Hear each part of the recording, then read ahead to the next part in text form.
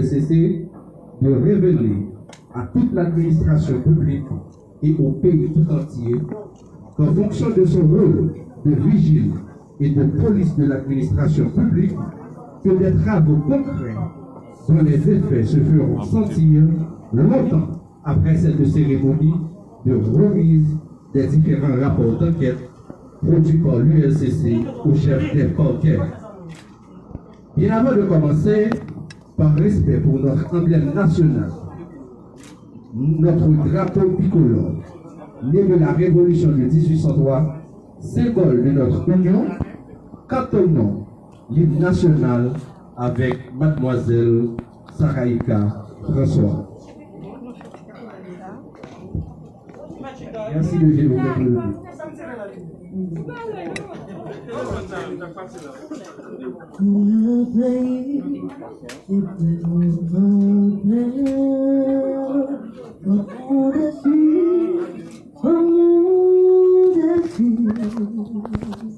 Libre, fort et prospère, toujours nous serons frères.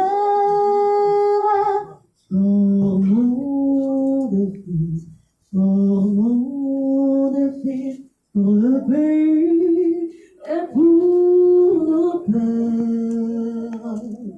Formons des fils pour le pays et pour nos pères. Merci, Madame François. Mesdames, Messieurs, le directeur général de l'ULCC a souvent rappelé que la corruption est un obstacle de taille pour le développement national. C'est pour cela qu'il est fait obligation aux personnalités politiques, aux fonctionnaires et aux agents publics désignés à l'article 7 de la loi du 12 février 2008 portant sur la déclaration de patrimoine par certaines catégories de personnalités politiques de déclarer leur patrimoine. Avec l'ULCC, l'idéal, c'est d'éviter la corruption sous toute sa forme. Mesdames, Messieurs, écoutons le directeur général de l'unité de lutte contre la corruption, M. Hans-Jacques Ludwig Joseph, dans son discours de circonstance.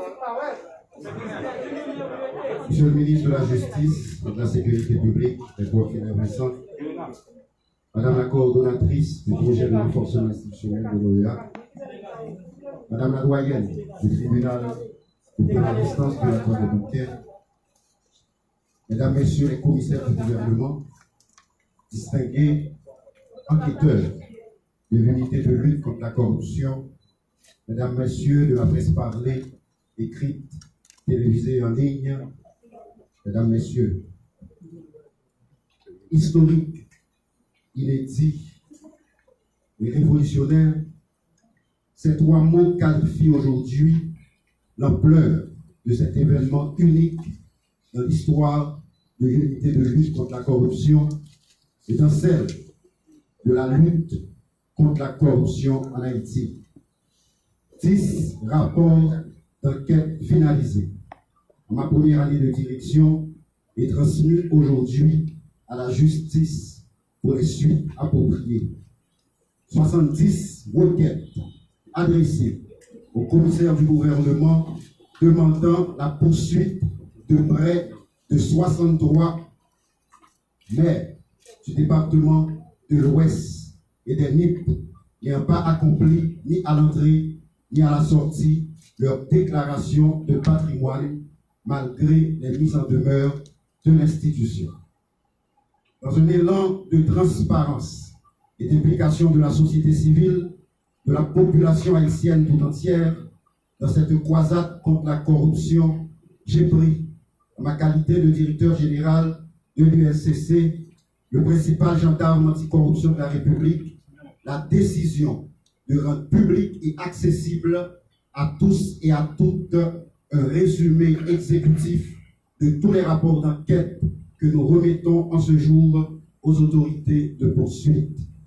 Cette démarche explique la position de l'UNCC qui, malgré les vains efforts de certains pour jeter l'opprobre sur nos actions courageuses et impartiales, a resté déterminé dans notre objectif d'assainir l'administration publique. Nous sommes toutefois, au niveau de l'institution, préoccupés face à certains propos mensongers de certains acteurs multi-rôles. Ils s'improvisent spécialistes en tout, mais au vrai, en rien. Ils sont à la fois en une seule personne, militants politiques, opposants politiques, supposés défenseurs des droits de l'homme, président d'organisation de défense des droits de l'homme, de militants anticorruption et étonnamment et paradoxalement avocats et défenseurs farouches de nombreuses personnes poursuivies pour des faits avérés de corruption. Une confusion de rôle questionnable qui met à nu dans notre société un déficit d'éthique et de déontologie. Cette cérémonie de remise de rapports d'enquête devant la presse aujourd'hui est une façon claire de responsabiliser la justice haïtienne. En matière de corruption, la justice est appelée à défendre d'abord les intérêts prépondérants de l'État.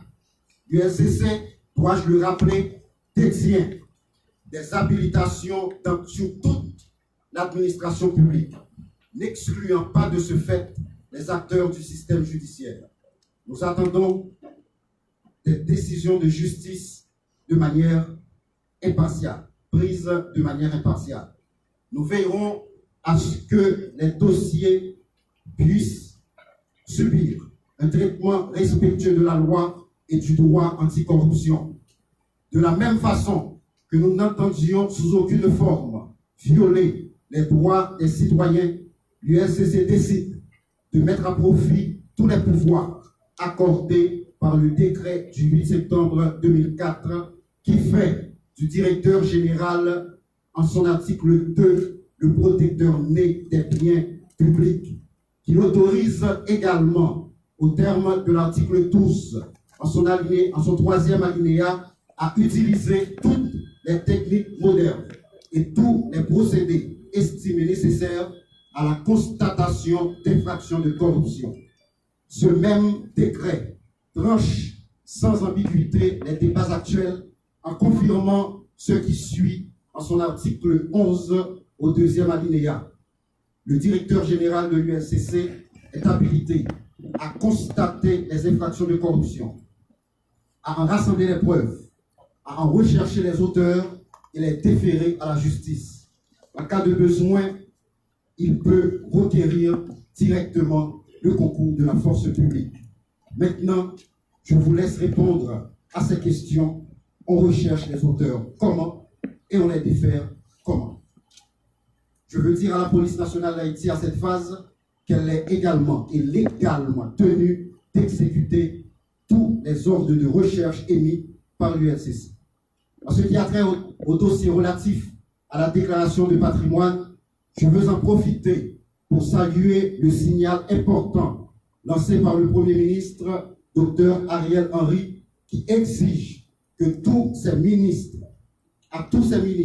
de venir remplir activement cette formalité obligatoire et légale. C'est un appui important dans cette bataille difficile pour la moralisation de la vie publique que nous conduisons.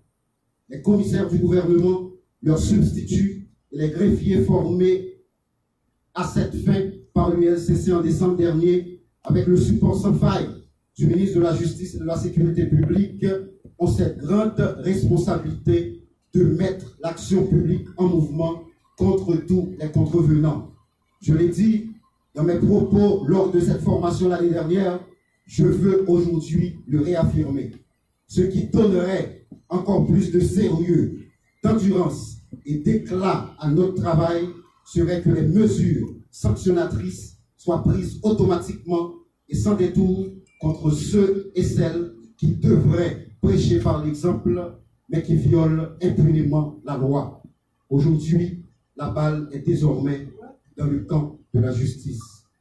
Au nom du conseil de direction de l'ULCC, je veux mettre en relief le support entier de l'ex-directeur général de l'ULCC et actuel ministre de la Justice et de la Sécurité publique dans l'accomplissement du volet répressif de notre mission.